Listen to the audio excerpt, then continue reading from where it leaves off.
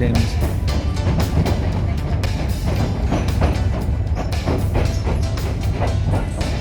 And the Millennium Bridge right next to us here, which took them years to build and years to correct the engineering mistake. Just a simple footbridge. But these ancients built these steel structures here, these bridges that are still strong with this red brick.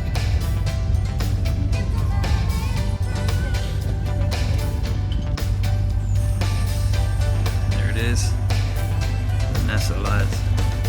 So I'm on a train to London the long way today because the route that I normally take into Victoria is having rail replacement. So I'm at Charing Cross. And I'm laden down with my banner, some flyers, and I look rather suntanned by this camera light. Anyway, yeah, I'm barefoot. That's causing some people a lot of surprise. And I'm at the back of the train, or towards the back of the train. 11:09. Wow, it was 11:09 on the clock there.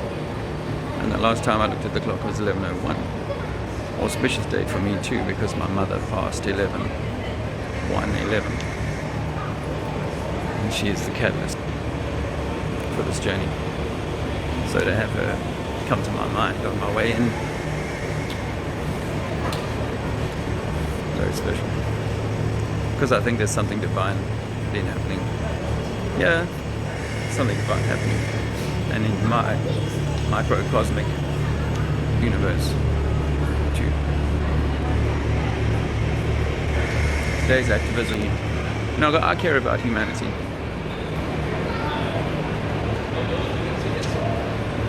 And actually, we've got to love each other. I've got to try and demonstrate it a little bit more in my activism today. So let's see how that goes.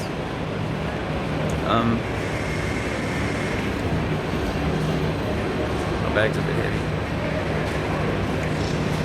Yeah, so let's see how it goes, and let's see what we can do. And it's the start of the Globe Light Tour 2022. Well done, Jason and Harry, for getting that running. And yeah, today won't be my only participation in the tour, I can assure you. But we'll see how many days I do, because obviously I've got to balance my own needs, my family's needs.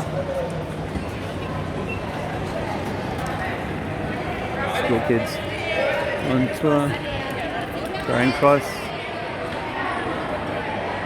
Another rather oversized building with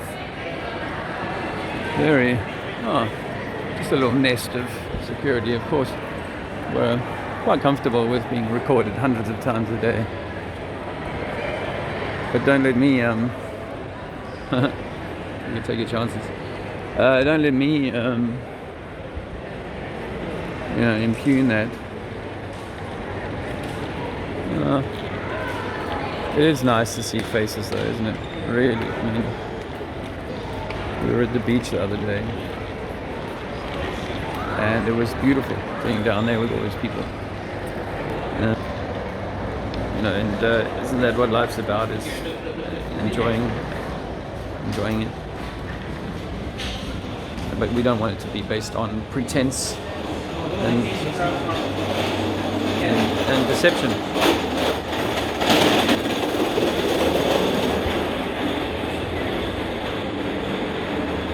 And again, why would you build that for a train station? Just for fun? Or is it just a cladding to hide something else? Or is it actually a device that generates power, harnesses power? I know the rail industry was once upon a time the golden industry, so to be fair, to have big stations and people staying for the night at stations, that all makes a lot of sense. Just the oversize of everything, it's just massive over construction, over qualification. Oh well, they got some kind of marathon going on here. That's fun. That's all. I don't know if I can get across there today. That's it's nice. There's no cars. That's really nice. Happy days. You guys should be in London today.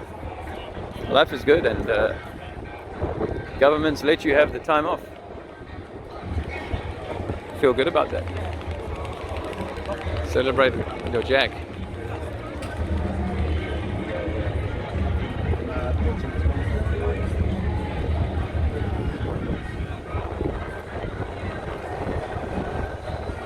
This is covering my shirt. I've got to wear it one side, strap. See the uncomfortable truth. People have been running a marathon. Well, maybe not a marathon. Probably not a marathon. That's more likely a 10, something like that. I haven't decided which way I'm going to walk to Hyde Park today. There's Nelson, not Mandela. But I do suggest that I'm starting to think that this is Mandela affected. I mean, the cladding, the beautiful stone cladding, or the pretty stone, is to here and then not further. The brick, there's no brick. I mean, that's just brick back there. Yeah, it is a bit of a conundrum, I'll be honest. And this is cast, guys. It's no guys are carving this stuff. It's cast. South Africa House. There's their Springbok. The thing of their. Well done. How far did you run? How far? 10. Okay, cool. They did 10Ks, these two ladies. Yeah, South Africa House, the Springbok, the emblem given to them by the. Oh, that's. There's Springbok. South Africa. Original kind of Dutch type thing. I've been there for a while. Yeah, it's not often you can just wander across here so easily. Bit noisy, I'm sorry about that. There's Admiralty Arch. All the government bullshit goes on down that way, down Whitehall, towards Downing Street and Parliament. Buckingham Palace through there. Admiralty Arch, you know, maybe it's something to do with law of the sea. You know, once you enter there, you're actually entering onto land property. Outside here, you're at sea. This side, we're at sea. We're lost at sea. And down there, you can see the tower for Big Ben. Exercise does make you feel good, and I really recommend it. I'm doing National Art Gallery, of course. Poor people had these great artworks, so they didn't bother with their homes. They just put it all into this. Okay. Andrea and I had celebrated her 21st birthday on this line. We had no money at the time. Little has changed in the interceding 7 years. But we were living there then, and so this neighbourhood's pretty. We lived up in Charing Cross, which for a time, which is just like only a mile from here. So yeah, I won't necessarily walk right into the arch. I'll walk down the Mall towards the palace of Buckingham. That's Canada House for the American or the North American contingent. Canada House. I've been in there at a function, like the military function. We don't know what that's all about. Or you can work your own, some kind of drone sitting over a cherry. Drone with on an ice cream kind of thing. Nice blue sky today. Very little drone activity there from the dust, the cloud seeders. Yeah, I can cross here or one. Alright, so just concrete blocks of Admiralty Arch. Sweeping around as the road is closed straight onto the uniquely red tarmac of the Mall. And there it is at the top, the golden thing, which is something to do with Victoria. Get closer.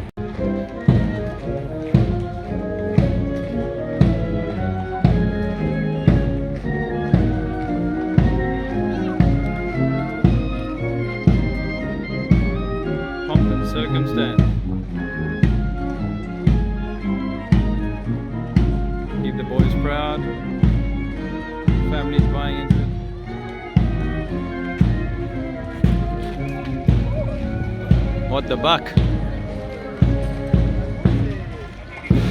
The usual.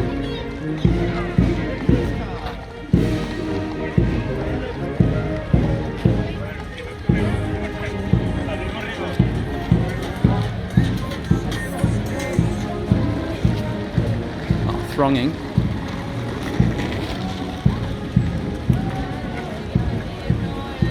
So Buckingham Palace is all its finery. What it's worth.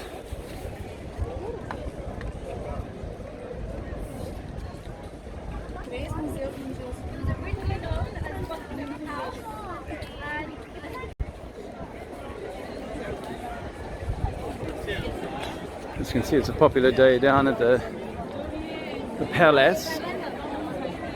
Pale Arse.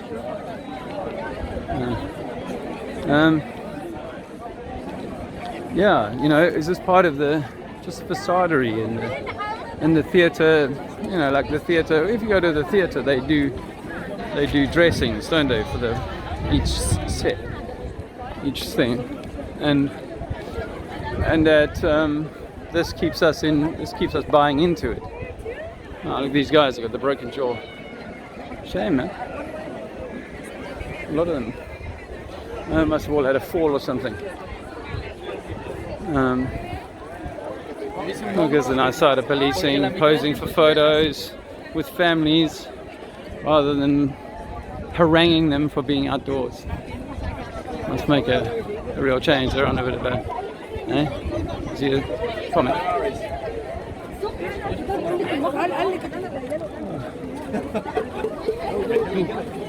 Bit of a traffic jam. Thankfully, social distancing is no longer a thing. Amen. Yep. Amen to that.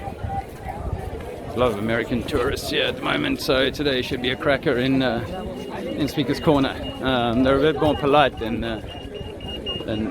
others. Not all of them, but you know, but they're pretty polite. It's something to do with the English accent, I think.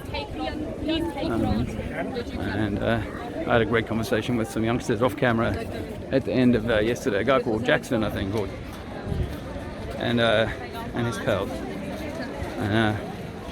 They were really enjoying it, saying I should be on Joe Rogan talking about this stuff. But David Hasselhoff, that's not the first time someone said David Hasselhoff to me. It used to be other people, George Michael. I got one of those faces, some people very familiar. Oh no, someone looks just like you kind of thing. Anyway, can you see this? I'm treating this with cannabis oil, the dark oil, and it's really shrinking away. So, and it is 10 years there. I started treating it some years ago with the cannabis oil, but then I stopped and it started getting. I didn't complete it. I didn't get rid of it. You know, it takes a few months to clean this out, to get rid of it. Anyway, so here we are, just walking around the side of Buckingham Palace. It's just going to be another 20-minute walk to Hyde Park and a little bit more to Speaker's Corner. So I'll catch you there. By the way, of course, there's windows below the street level. Even in this high-end area, they don't mind taking apartments where people can come here, drunkards can come and have a pee on the window at night. It's all part of the service. Anyway, time to go. So, along from Buckingham Palace, here we are in the same kind of predicament. Downstairs, doors.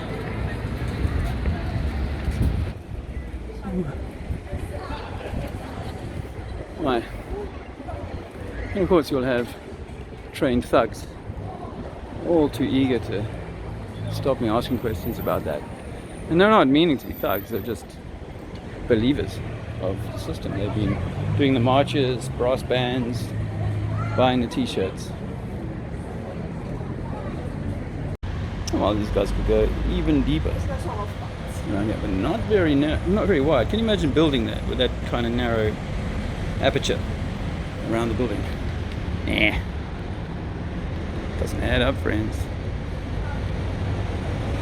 It's all over. All over. And these will be obviously the coverings for the basement below. Some light in, Look at that narrow gap. Imagine building that on purpose. And a window down there. Do you know?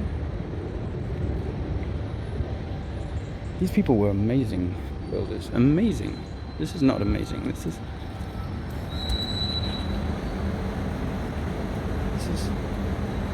inexplicable. There's a door down there. No. Yes. Probably be like a storeroom under there, but so that's actually under the street. You know, I can kind of get why they might dig into the ground a bit if there was like a real pressure on space and so on. But you know, there wouldn't have been at the time they were building. And again, if they decided to build everything 10 foot taller rather than 10 foot into the ground, well, that would make a lot more sense, don't you think? You know, again, we have to walk upstairs into the ground floor, and it'll be higgledy-piggledy inside the building. All sorts of excuses often. Satisfying. Used to satisfy me. Not anymore. Do you know I worked for this lot before? City of Westminster. 10 years. Hello, man.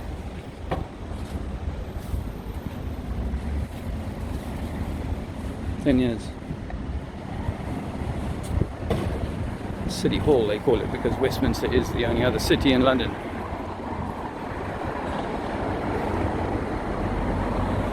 Okay.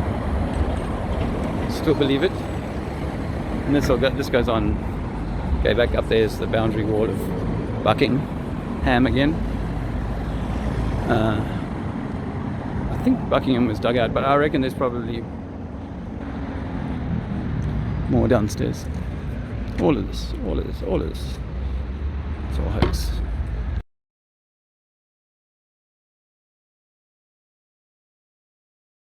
Okay, so if a ball is perfectly spherical and I expand that up like I've been doing, I make it a lot bigger, would I still expect to find it perfectly spherical even though it's a lot bigger? Say I'm talking about like an atlas-sized ball, yeah? So when we're standing on an island, the water around this perfectly spherical sphere should have an amount of curvature. Every bit of it should be curving. There's no flat spots on a ball, right? So how much curvature is on the globe in, say, 2 miles? 2 miles. I don't know how you measure curvature, but and that's part of the problem, my brother. We can't measure curvature. We're not taught to measure curvature over water, and maybe that's because it's not there to measure. And if we went out and scientifically tried to measure it ourselves, like I've done, you won't find it's there. That there is no curvature, and that all we're looking at is an occlusion of the atmosphere, and things get smaller in the distance. You know that. Yeah. Things get smaller. That's perspective, and then the lower. Yeah. how big? Well, personally, I haven't measured that with the longest lasers. The guys who've done the longest laser tests have done 40 miles. 40 miles. But we know that the American military have a railgun. Have you heard of the railgun? It's a magnetic sabot that's fired off a ship at Mach 15, and it can run for 100 miles in a straight line, just above the water where it's fired from. In a straight line, it doesn't curve, it doesn't do anything. They follow it with a laser and paint it to a ship that's 100 miles away and on the same level, the same flat surface of water. So that's really good evidence that really there's no curvature, because if there was curvature, that water body, that bubble of water or that bending of water would get in the way. Quite a significant amount over 100 miles if the size of the globe is what they say it is. Okay, I love it. You love it? I love it. It gets shot in this projectile. Mm-hmm. Well, you want to make excuses, yeah. You want to make excuses, but the truth is, there are no excuses to be made, because it's measurable. This is what they say: we're line of sight. So if I can see something, it must be in my line of sight. It can't be hidden underneath a globe, right?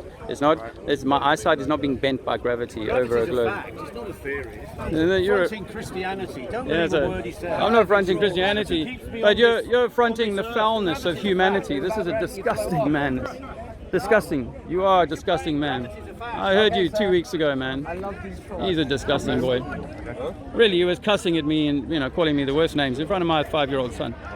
You're not far from my 5-year-old son. It's not cool, man. And why? Because his belief system is under attack. We're saying that this gravity is just a theory. And it's a theory that can't be substantiated. We know that things, if you lift them up or move them, will have a inherent force, or they will have attracted some force, energy. If you lift it up, it'll fall down. If you throw it sideways, it'll eventually come back to the ground, won't it? That's where you lifted it up and you applied a force to it. But otherwise, everything stays on the floor unless it's lighter than the air, like a gas. Helium will go up.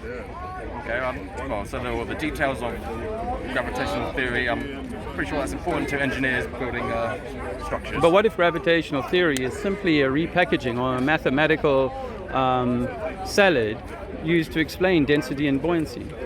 Tell me, what happens? It's all part of the same thing. Yeah, density and buoyancy, really explain that. If I threw a kilogram of polystyrene onto the surface of a swimming pool, a kilogram of polystyrene onto the surface of a swimming pool. Pretty big volume.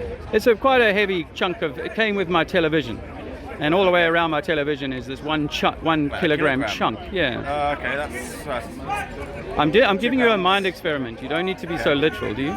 Well, okay, okay. All right, let's make it 200 grams if that makes you feel more comfortable. Does that make you feel more comfortable? 200 grams. I throw a 200 gram chunk of polystyrene onto the surface of a swimming pool. What happens? It'll float.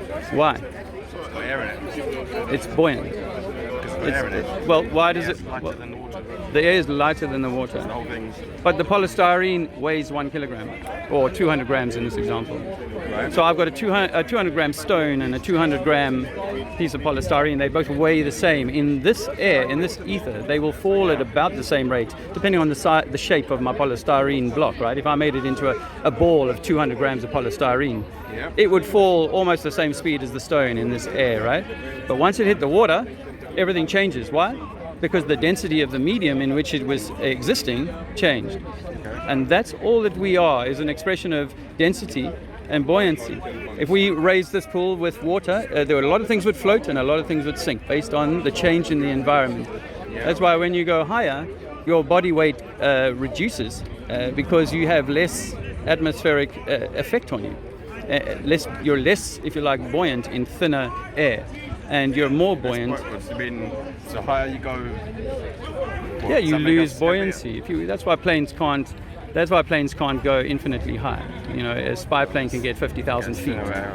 Exactly. So things are more buoyant or less buoyant in that environment. So helium can get up there. Things like that. So the satellite program uses helium to take its balloons up to 200,000, maybe 150,000 feet, and there it floats at its right buoyancy, at its right level. And from that, you can create a space program and say that we've got satellites in space, but they're actually just floating on the helium layer up there.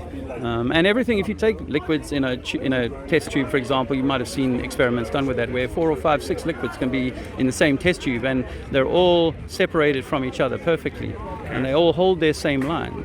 And if I was to expand that test tube up to 1 million times, I would get the same outcome. I'd have layers, strata, of gases, liquids at different densities, substances, materials, wood, iron. A question. Yeah. So, what do you think about the visible stars and constellations, and the fact that the Southern Cross is not visible in the northern hemisphere? Apparently, it used to be 1,000 years ago, but now it's only visible on the south regions of the planet, whatever shape it is. If it's around the globe, then there's a lot of things. Okay, so let me offer you this quickly. If we lived on a globe, then my nighttime sky today would be 180 degrees opposite to my nighttime sky in 6 months' time. So the constellation, do you get that? Because if you're the sun and I'm facing you now, then the people on my back are having nighttime. But if I was to go around the back of you, but not change my aspect, then the people on my back would be getting sunshine, and the people in my other side would be getting the nighttime, right, behind you. So I should never see the same stars for 6 months, in 6 months' time that I see now, because my nighttime sky is 120 degrees, 110 degrees from your back, standing behind you, looking behind you. So there's the north and the south, and the sun. So the Earth is, so it tilts on its axis, and as I understand it, we're going around the sun. You see the sun going east to west. Yeah. But north and south, that's top and bottom. So you have to travel around the world to see the other constellations. Okay, maybe you didn't understand me. What I was meaning is that if you were standing on the equator tonight, and then again in 6 months' time, the two skies that my back is looking at are completely different. Can you see that? Can you see that looking behind me now? That's my nighttime sky. That would be the arc of my nighttime sky, because it has to be away from the sun. Otherwise, it's not nighttime. If it's facing the sun, it's nighttime. It's daytime, right? Well, you don't have to wait 6 months. You just So, wait but we 24 hours. see. No. So in 6 months' time, if I'm doing 24-hour cycle every day, in 6 months' time, it has to be that nighttime is behind me. Is that way, is in that direction. It has to be that, because I can't be facing the sun. So firstly, that makes you think, well, how is that possible? Because that's a half a day. That's that's an extra 12 hours that my Earth needs to have spun in order still to maintain the clock. That's nighttime behind you, and that's. Do you get me? That's the. I've kind of lost track of the geometry. Okay. Well, let me just say that if I'm looking out from your chest right now and looking into the world. And then I put a set of eyes on the back of your head, and then you looked out into the park, you would see a very different picture, right? Sorry, can you repeat the premises? Okay, so you're looking out into the nighttime sky from your eyes right now. This is what you get for tonight, is this arc in front of you, this 120-degree arc. Then I turn you around and say, in 6 months' time, that's all you can see. It's not because the stars aren't moving according to the globe theory. They aren't moving, so they're in their fixed place. I happen to be coming around to them every night as we see, right? But in 6 months' time, I could not possibly see the stars that I can see today, because they have to be in this range of you. You can't see the people standing behind you now, can you? You can't. You wouldn't know if someone was 10 meters, 20 meters, 500 meters away from you. You wouldn't know anything about what's behind you. But in 6 months' time, that's all you can see, and nothing of what you can see in front of you now. That's where that model, that's where the model kind of fails. But I didn't. Let me answer your question. So, on the flat Earth model, or some of the models, because there's a couple of competing flat Earth models, right? There isn't a working model, but there's no working model of the globe. Just let's bear that in mind. I mix the two. There's a circle model where everything's going around the North Pole and circling, and they use the same map as the United Nations logo. And then there's the east to west. Everything travels like a heartbeat ECG from east to west every day. And if you use the wall map that you put in your school, the wall map is a pretty good representation, perhaps with some shifts to South America and a few other things. Africa's not big enough. So you can't go from east to west, can't make a full circle around. Okay, so if you change the map to look, for me anyway, the way I can answer that question is to change the map to look more like the Mercedes logo. The Mercedes logo with the 3 points. Do you know what I mean? Is it a circle with 3 spikes? That's right. Okay. So at the center is perhaps Africa, and one of those spikes is down to the bottom of South Africa. One of the spikes is the North Americas and the South Americas, and the other spike is into Asia. And I've drawn a map using Google Earth to try and walk around, Google Maps to walk around the Earth. And I've drawn a map. I lost my YouTube channel where that was, but I've drawn. Hey, Sven. I've drawn a map to, and I was surprised to say it could be. I've really looked at this, and when you've got a map like that, then it's easy to see how the shipping could be tricked to think that when you're going from New Zealand to say Hawaii or say California, you're doing it in a way that makes sense on a globe, when actually it might be that you're still sailing around these segments. You're still sailing around these 3 prongs of the Mercedes logo. And I say to people, I try and look into nature to understand how our Earth might work. In nature, we find that every living thing needs a skin. Yeah. It needs a bark, it needs a peel, Okay. So everything needs a skin. And so I suggest what about Southern Cross? Oh, sorry, I didn't answer the Southern Cross. Okay, so the lights in the sky are, let's say, for example, we took a football stadium and we made it 10,000 times bigger. Then, can you do that? Yeah. All right. And then, but we use some very massive lights to run across the roof of this massive stadium. It's got a roof, this stadium, No, it's in your mind, so it can be as big as we like. But it's got a roof, and these lights travel across the roof, and depending on where you sit in the stadium, or where you happen to be on the playing field, it will determine whether you're close to the equator or far from it. It will determine your centrality above the roof, above the light show. if you went to a discotheque, the closer you are to the mirror ball, the further you are away, the effect will be different depending on where you are. Okay. So we say that the luminaries are these electromagnetic, energetic signatures or points of activity, and they are moving like an LP, like a disc, perhaps turning in a long 26,000 year cycle, where it's not only simply the turning of the nighttime, daytime disc that you see the stars come by, but it's like got a secondary turning force and possibly a third, which is why they try and tell us that the globe actually is moving in 4 vectors, because they can measure 4 movements. And I think that there are these 4 movements happening, but those movements are not happening to the earth. The ground is not moving, it's happening to the light show. Exactly how the light show works is a subject for debate with people who have already got through the shallow end of the pool and they're now swimming in the deeper side. They know that even though it's got a deep end, that pool, the surface is level when there's no one in the pool. It doesn't matter what the shape of the pool is, the surface is level. And I can make that pool 10,000 times, 10 quadrillion times bigger. Same rule applies. How magnetism works on this system, because I believe it's an electromagnetic system, so it's almost like we're inside of an apple. We're inside of a cosmic apple. And inside of that, we see the air, we see these points of light. They're like, take the orange, for example. If you cut that through the equator, you see these segment lines, and these would be lines of the 12 zodiacal signs. These would be these energy points that we call... do you think the surface is on the inside of... Sorry? Do you think the surface of the Earth is on the inside of the structure? Well, no. So if I was to offer you a drink now with some ice cubes inside of it, okay, would you have any any problem with how that worked physically? No, not necessarily. Okay, so you notice that there's a rim. The water is not flowing over the rim. If it did, you'd think I was careless. Yeah. And then there's some floating rocks called ice in this case, but I could make them floating earths, or I could make them I could have put some dirt in there. I could have put some stones in there instead of ice. Okay. And those stones would be poking out of the water. Right. And those stones could have moss on them. Now I magnify this up 1 quintillion times, this little glass of ours. What have we got? We've got a potential for a habitation for little creatures to walk upon. Okay. Now the terrarium's missing a roof. So how do I create a roof? Well, for me, it's an electromagnetic torus. So the apple has a skin all the way around. How does it work at the top? It might be simply that things are super cold as we go up, and whatever gases get up there freeze. Those that are at their right point just freeze into something that we would consider to be an ice wall in the ceiling.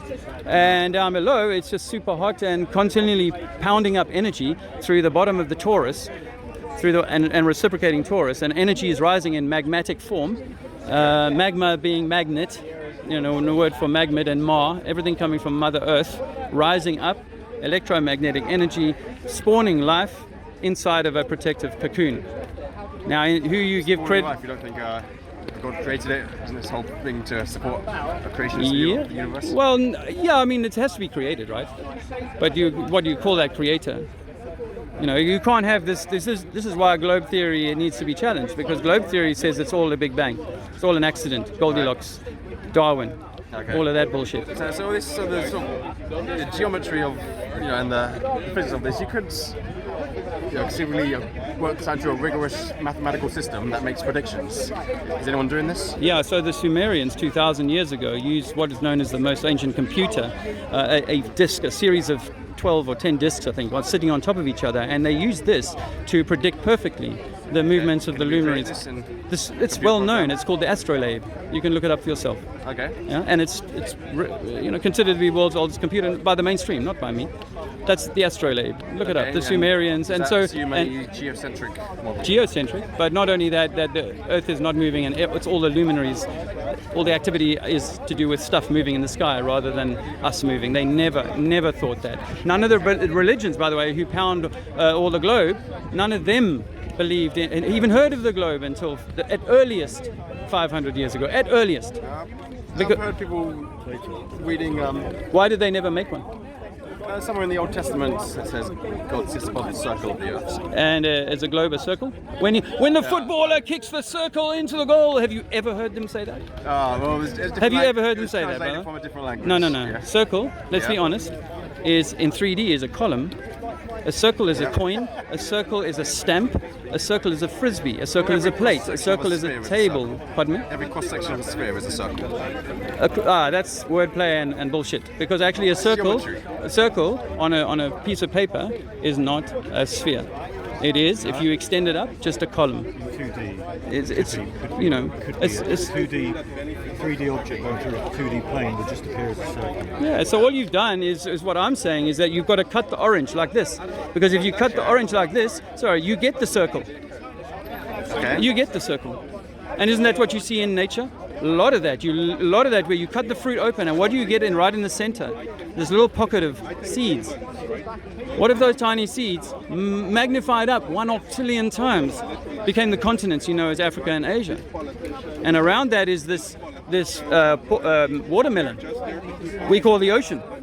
Sorry, this is a question I think I've asked you before, maybe you can tell me again.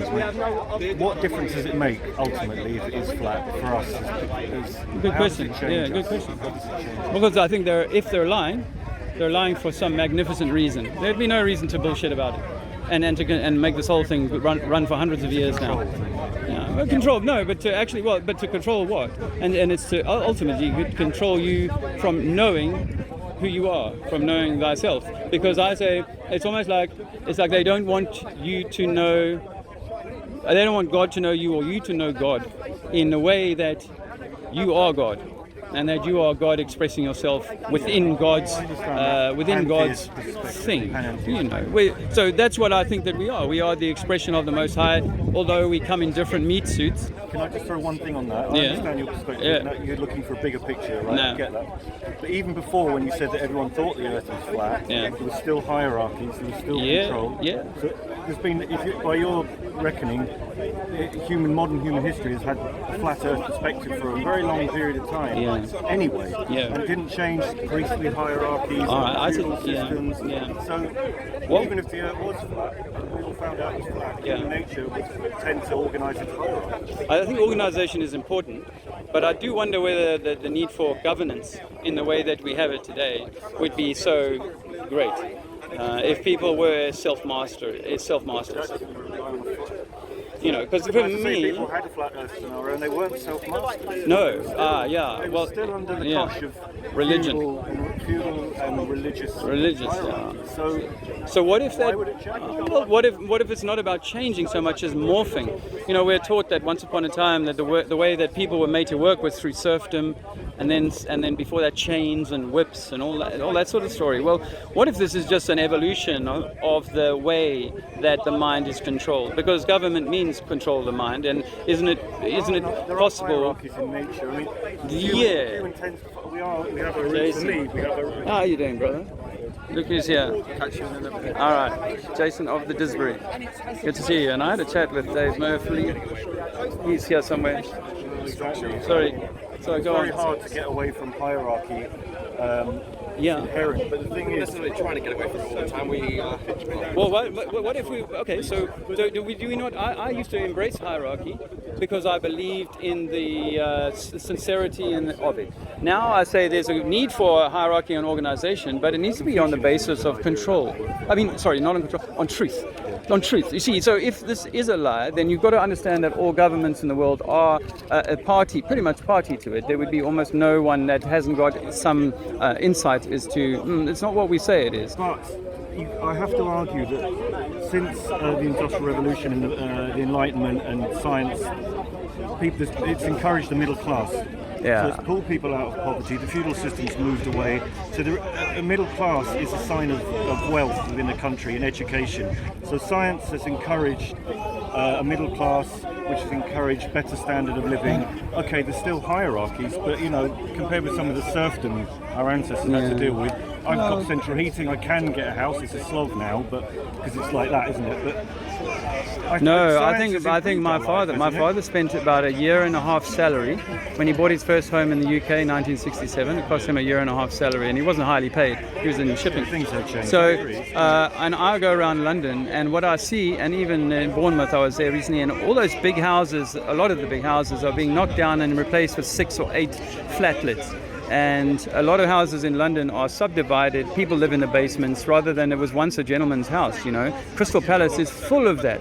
What I see actually, and people are enslaved in ways that our grandfathers would weep at the, you know, how many times I can be penalized for driving the wrong way, for doing something. Agree. For me, that doesn't feel like progress. There's been some, I mean, you know, central heating in houses is decent, right, for a start. Well, you've got to. Okay, so we believe that we once knew how to tap into the etheric energy that is in the here. So people who didn't have. Mean anything like the average person now tapping into etheric energy isn't going to. No. Okay. Let me finish the answer. Let me finish the answer. The answer is that I don't think that we needed fire in the way that we did before. I don't think that we needed fuel in the way before. I think that, like Tesla said, there is energy in the ether that you can draw out of this atmosphere, and that would mean that it would explain why beautiful houses had no central heating. I mean, they built these grand, big houses that would be hard to heat, and yet how did they do it? They didn't have toilets. How did they do it? And these are beautiful buildings. Beautiful. They heated their bodies. They didn't heat all of the space. Sorry. They heated their bodies, so they, they'll have radiant sorts of heat. Maybe. The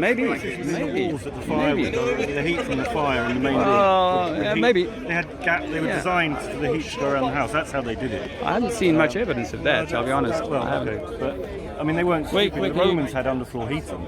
Yeah, but they're using water or something to create. I'm not sure exactly, but they had underfloor heating. They weren't using ether. I'm going to tell you that. Magazine. I've heard of Low Tech magazine. Low Tech magazine. No. Yeah, it's about older technology, sort of low tech solutions and high tech problems. Okay.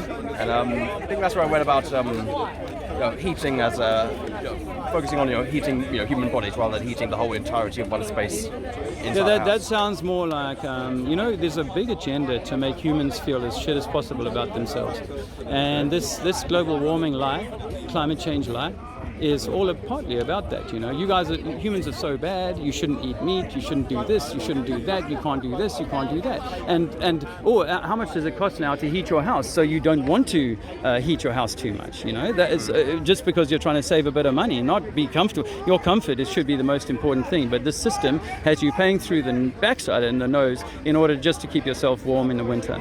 And now they're saying So what you should do is, instead of going wasting carbon emissions and all that, just put on a duvet, walk around in a duvet. In fact, since we've made your life so much centralized on your home, never leave your home again. We've got a shop for you downstairs, call it in from Amazon, just wear that duvet and you'll be fine until you're 60 or 70 years old. Now I do not see humanity going in a healthy direction. I see us being crammed into cities. Congestion is higher than ever. The cost of living is higher than ever. The access to quality food and water and air even is lesser than ever. So no, do I think humanity is evolving? Not in the way it's currently going, but it believes in this technocracy that's coming. That technology will solve. It is an inevitable outcome. The human mind has always strived to understand nature. Where we are now as a result of that. Now that could be catastrophic for us, but for me, we're nature's greatest experiment, the human brain. Right? So it's almost like nature wants to know. So here we are, and it takes risks, nature, and sometimes it's dead ends. But right now, humanity's a risk, and so it may move into something quite special, or it may destroy itself, and nature with it. Nature doesn't take risks. What if you were a really powerful entity and you knew that? You knew that nature. I'm anthropomorphizing nature. I'm not sure it's quite that. No. Sorry, I meant a human nature, a human entity. You were Bill Gates, but someone more than Bill Gates, right? Behind Bill Gates, someone above Bill Gates, and you were like, you know what? We've got a problem here. Our system does this. It creates this natural cycle. We see it with winter. We see it with the seasons. We see it with so many things. There are cyclical moments and events. We think we've been mud flooded at least once or twice in the last 1,000 years here in these same cities. And what if we knew this was coming and we were like, okay, there's something we can do to slow it down or to stop it from happening altogether? Then I think that they might try and do something like that. They're looking at asteroids and things, aren't they? Trying to work out trajectories of asteroids that might hit the planet. That's all to frighten you. Well, yeah, there's no planet. There's no planet, okay, and asteroids are. I know, okay, but there are human beings in science that understand that catastrophes can happen. Okay, can we? I can just draw your attention. Well, can I draw your attention to the moon craters? Okay, forget the asteroids because I just want to say. No. Yeah, moon craters are perpendicular to the Earth. Now, if you were throwing stones at a target that was behind an Earth-sized target, yeah, so it's the target that you got is 4 times smaller than the ball in front of it, and that face is always facing it, so don't make any excuses in your mind. All you've got is a single shot to hit the moon, but you've got to get it like go perpendicular from behind the target 4 times larger. Straight down. You see, if these were impacts, they would be across the face of the moon like that, not dropping down. Sometimes. Maybe. Remember, the target is 4 times smaller than the object occluding in front of, always in front of. That face of the moon is always got the Earth occluding it from incoming direct fire. You cannot get a perpendicular strike in that situation, not in the real world. So are there any catastrophes that could threaten us? Yeah. Well, that's what I'm saying, is that humans are aware of that and they will look into it, they will try. If they're being duped and the Earth is flat, they'll still look into the asteroid, even if they're being duped, because they'll think, well, we still want to try and help the Earth. And there are people looking no, at but maybe they're wrong. Well, this is part of the lie, is that with asteroids, you need Big Daddy. You need Big Daddy and NASA to take care of you. In an enclosed stadium where I'm like, Daddy, doesn't matter if the hail, rain, doesn't storm, doesn't matter, we're covered, man, no problem at all. That's where we live. That's the big difference between the globe and one of the big differences between the globe. You basically have to sign your soul away to the devil if you're going to do anything in astrophysics, right? To believe in the lie. No, people don't believe. Smart, Think about it. If you're in the science, surely you'll work out the Earth's flat pretty quick. Why? Well, because it's going to be obvious if you're looking out into space and everything. You're saying you've got the answers. I mean, you're not an astrophysicist, but I assume you're not. You may well be. No. But you've got it off the internet, and yet you know. Yeah. So these people actually working in astrophysics, they're going to get it. Where did they? Yeah, surely, but where did they get their? They have to sign their soul to the devil. No. Disagree. I disagree. Remember, these kids are the ones who did best in science class. Then, yeah. Do you think that smart people can't be indoctrinated? Oh, come on, we all believed in Santa, and in South Africa, there are very intelligent people indoctrinated into a form of racism. Don't think that they're anything less intelligent because they believed in that. Racism is emotional, it's nothing to do with science. I'm talking about intellect. I'm talking about the highest intellect people can be brought into it. If you have an IQ and you go into astrophysics, you're going to pretty much work out the Earth is flat pretty fast. Unless you're taken into a room at the side and told, you've got to be quiet, otherwise you'll kill your family. Astrophysicists don't ask about the curvature, just like most of us. These people are doing maths every day. They're very high level of, PhD. We're just little armchair pundits. You might think that, but I'm as smart as any of them. I may not have the memory that they do have, because really all they're doing is memorizing have you done a degree or a PhD? I've done a degree, but I've spent much more time studying on my own. Since that, I don't need a teacher to tell me what to study. I have the power of listening to a professor in any subject and deciding whether I agree or not.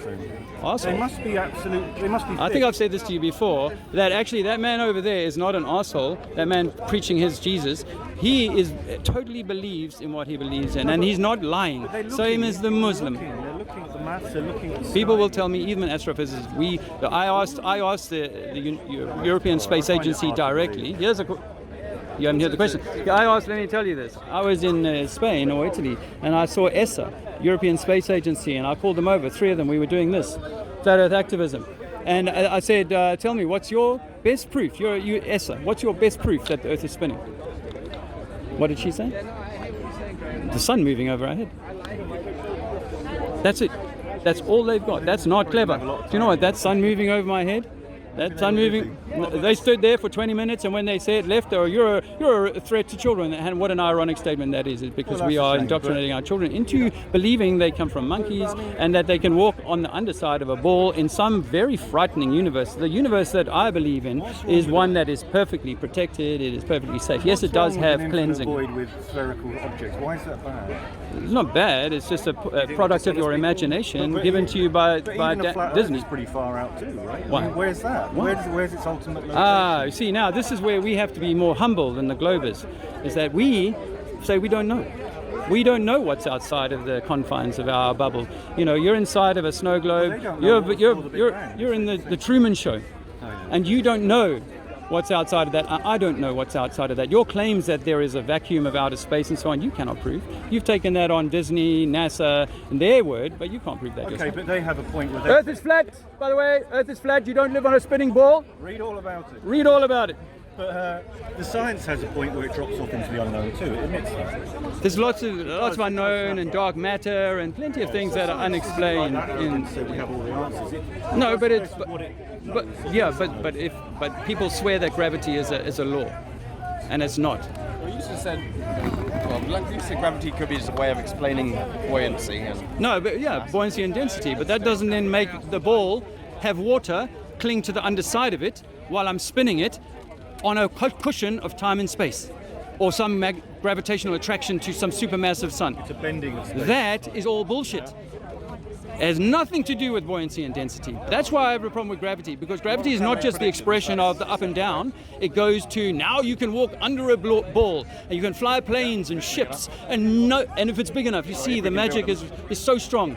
But now I can show you the lake that's level for 100 miles. How come aeroplanes have, that when they fly, they have a map of the Earth as a globe, and they work on that? So they have two maps, a flat Earth one and a global one, or? Well, they can do a projection over the globe. Yeah, that's not a problem. I mean, so swapping. If you think about it, the problems they have with taking a flat Earth and wrapping it around the globe is why none of the Greenland and Africa and Russia, these things are not the right size. They're oversized, undersized, and so on, misrepresented on this globe. They are. Fact. What about when you go to fact? The top Whoa! Let's not jump. I've got lots of questions for you. But that's you never want to hear and let that seep in. Right. That this globe you believe in, there's not one example of an accurate depiction of this globe, and we've been in space 50 years, but you can't. Yeah, here come the excuses. If you spread out a globe onto a 2D surface, it's going to be distorted, right? Yeah, but you're assuming. I mean, you're assuming it that way around. But you haven't yet given me the globe. So for me, the idea of the globe, we use the map because we have. You don't have a sphere in an aeroplane. You don't have a globe. Like you work on maps, flat maps. Yeah, flat maps make most sense because the Earth is flat. You wouldn't work it off a globe. All right, well, I get. Why wouldn't you? Why you still haven't offered me a exact model of the globe? You see, you jump from now I've got to take this globe that I've never made, that I've never been able to reproduce a perfect example of. I'm going to take that and turn it into a flat map. Well, as far as I know, the globe works and the countries are projected onto the globe. Yeah. Can you show me an exact and agreed, exact agreed model of the globe? You can't, and I can't argue with me much more. Now, I mean, you can't, because it doesn't exist, brother. It doesn't exist. Okay, with respect, you say then go and research it. I got to go and put a jack in. Yeah. Okay. Well. All right. When you go to the top of the Earth, like North Pole, the sun appears to go around your head. Like that. Yeah. Why is that? And yet, when you're in the equator, the sun disappears at night. I can't explain necessarily why. I have some theories on that. Question, it is a big question, but here's a bigger question. Let me just say one thing. The answer is because the Earth is a sphere, right? And when you get to the top of the sphere, the sun, which is over here, does not disappear below the horizon because you're at the very top, looking out across the disk of planets. Yeah, that's a theory. That's not. Well, can you demonstrate? Yes. How? Go to the North Pole. No. To Norway. No. Can you? Go to Iceland. I know that's the effect, and that's the explanation for the effect. Yeah. I'm not denying. Okay, let me ask this. No. Visual. Okay, no, I accept the proof, but now we haven't done measurement. We have. So I'm not a scientist. No. Well then, so we've got. Is there only one explanation possible? Well, you can give your explanation, but okay. And yours, but yours carries more weight because it's supported by the government. I understand. Well, no, but that's you're going to have an explanation that makes predictions. So let me offer you something that I think about when I see this idea that it's, and I don't deny that that's what's going on. Okay, but if so if that's going on, this 24-hour day. On a globe the shape that they have, you should not have a sunshine down in the southern hemisphere. It just if it's wrapping around there. The sun's over here, right? This is the Earth. I see. Now more explanation. Yeah, well, this is how I understand it. You have to bear with me. Can you model that though?